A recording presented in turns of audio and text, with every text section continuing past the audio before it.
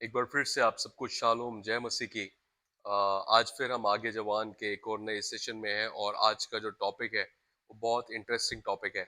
और वो interesting topic ये है कि कैसे हम ये जान सकते हैं कि परमेश्वर मेरे जीवन से क्या चाहते हैं।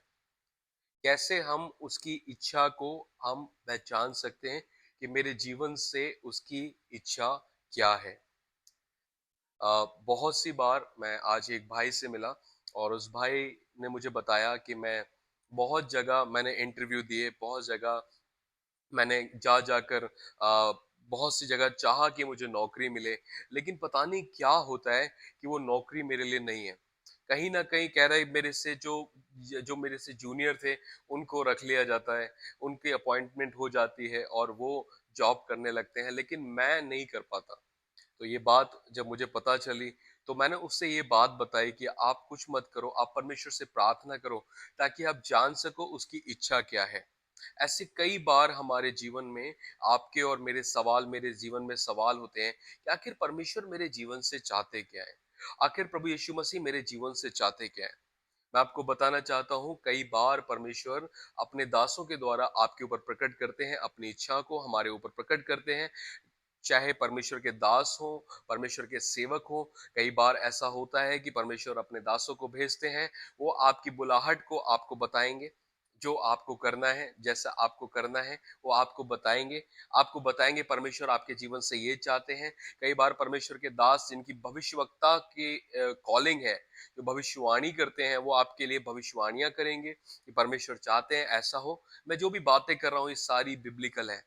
जैसा कि परमेश्वर ने अपने दास हनन्याह को भेजा कि वो पौलुस के लिए भविष्यवाणी कर सके और वो ये कह सके कि परमेश्वर उसे ब्लेस करे, और उसने उसे ब्लेस किया और आने वाली बातों को उसने बताया कि परमेश्वर तुझे कैसे इस्तेमाल करेंगे।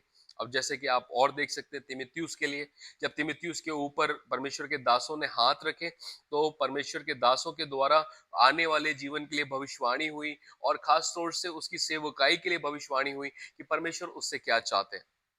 वैसे ही आज भी परमेश्वर अपने लोगों पर प्रकट करते हैं कि वो उनके जीवन से क्या चाहते हैं। मैं आपको परमेश्वर के वचन से कुछ बातें बताना चाहता हूं। मैं चाहता हूं जल्दी से हम परमेश्वर के वचन में चलें। और परमेश्वर का वचन यहाँ कहता है, पहला हम पढ़ेंगे रोमियो उसका 12वां अध्याय और उसके पहले और दूसरे पद को। मैं पढ़ने जा रहा हूँ रोमियो उसका 12वां अध्याय, उसके पहले और दूसरे पद। द बुक ऑफ रोमन्स, जो कि प्रेरित पौलुस के द्वारा लिखी गई। प्रेरित पौलुस अपने अनुभव से परमेश्वर के आत्मा के अगुवाई में कुछ बातें यहाँ कहते हैं। वो कहते हैं, मैं तुमसे कहता हूं इसलिए भाइयों, परमेश्वर की दया का स्मरण दिलाकर मैं तुमसे आग्रह करता हूं कि अपने जीवन एक जीवित बलिदान के रूप में परमेश्वर को प्रसन्न करते हुए अर्पित कर दो। मैं सरल हिंदी से पढ़ रहा हूं ताकि हम लोग इसे और अच्छे से समझ सकें। और यहाँ लिखा है, ये तुम्हारी आध्यात्मिक उपासना है जिसे तुम्हें उसे चुकाना है।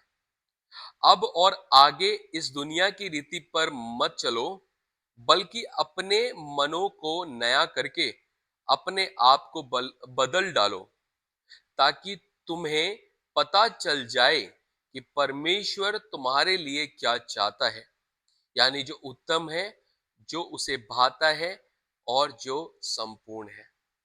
हालेलुया। मैं आज फिर इस वचन से मैं आपको कुछ बातें बताना चाहता हूँ।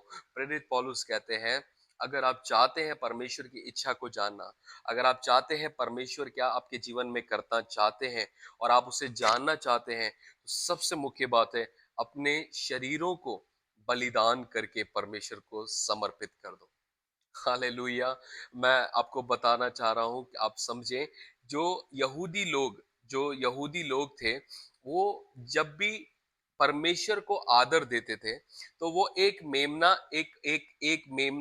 पशु को ले जाते थे और उसको बलिदान करके ये दिखाते थे कि परमेश्वर को वो आदर और सम्मान दे रहे। पौलुस उसी पिक्चर को इस्तेमाल कर रहे, वो उस पिक्चर को इस्तेमाल कर रहे।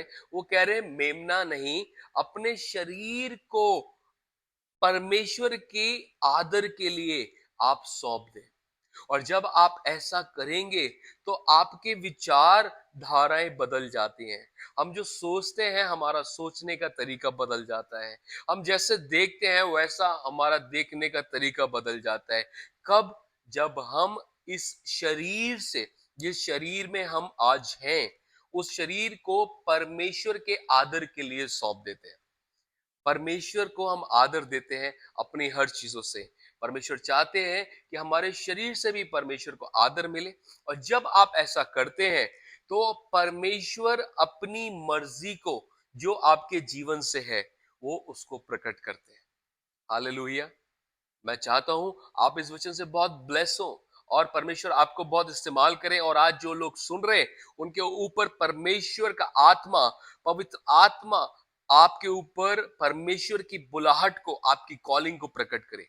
आगे आप कंफ्यूज ना रहने पाए बल्कि आप अपने जीवन को समर्पित करें। मैं फिर कह रहा हूं, हमारा शरीर बहुत तरीके से परमेश्वर को आदर नहीं देता। प्रतिदिन हम अपने शरीर से परमेश्वर को शोकित करते हैं, अपनी देह से परमेश्वर को शोकित करते हैं। लेकिन जिस समय आप ये प्रण लेते हैं, आप ये डिसीजन लेते हैं कि मैं हर हाल में अपने शरीर से परमेश्वर को आदर दूंगा, उसी दिन आप परमेश्वर की इच्छा को जानना शुरू करते हैं। आप में से कुछ लोग कहेंगे कि आखिर कैसे हम अपने शरीरों से परमेश्वर का निरादर करते हैं, कैसे हम उसको शोकित करते हैं।